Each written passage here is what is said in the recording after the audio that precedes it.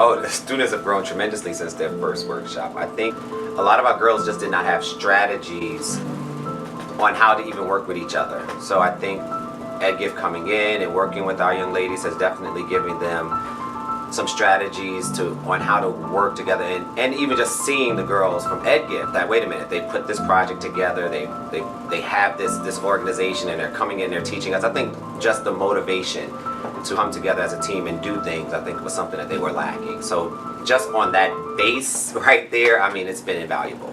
Especially now, 4th grade girls, they had confidence, but how to put it together, I think it has impacted them. Their esteem is higher, and there's a different energy about them when EdGift's around. I noticed that, definitely.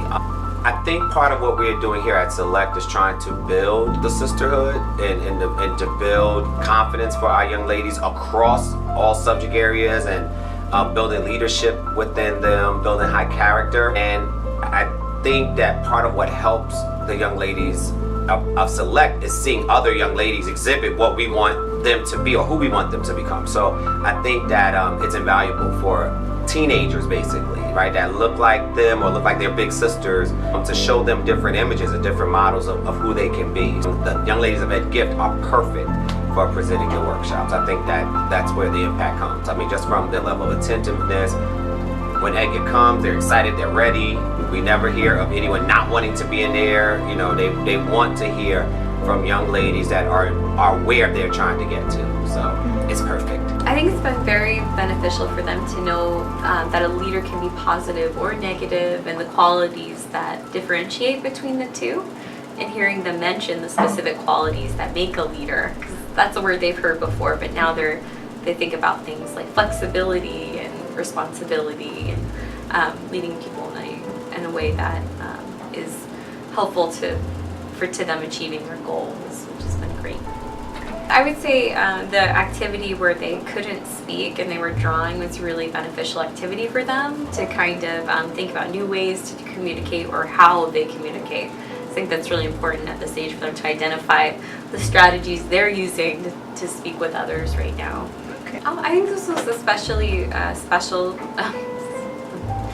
to be done in our classroom, as it's all female. Mm-hmm. So opportunities for them to lead in a group where, you know, it's all a single gender environment, I think is very important, because at this age we start to see a drop in self-confidence in girls in 5th and 6th grade. And I'm their math teacher, so especially in relation to math. So I think teaching them how to communicate and knowing that it is positive to stand out and you can help others and be supportive of them is really important. You know, I think they thought the girls were more approachable because of that, and they were definitely more receptive, I think, than they would have been had it been adults telling them these things. It was much more powerful having other students, and you know, a great chance for them to see what opportunities could be there for them in the future, you know, to teach others. Right. I think before you guys started coming in, of course they get all of their academics, but they weren't confident in themselves. So now I see that they're able to raise their hands and answer questions or ask questions or show positive skills and correct each other when they're falling short of themselves. Prior to you guys coming in, they didn't have positive leadership skills. So now they understand what is a leader and what is a positive leader, and knowing the difference between it. And I think now they're able to project those characteristics out for everyone else to see. To see girls like themselves shows them that not only a man can be in charge, women can be in charge, and they can be their shiro, as we had learned.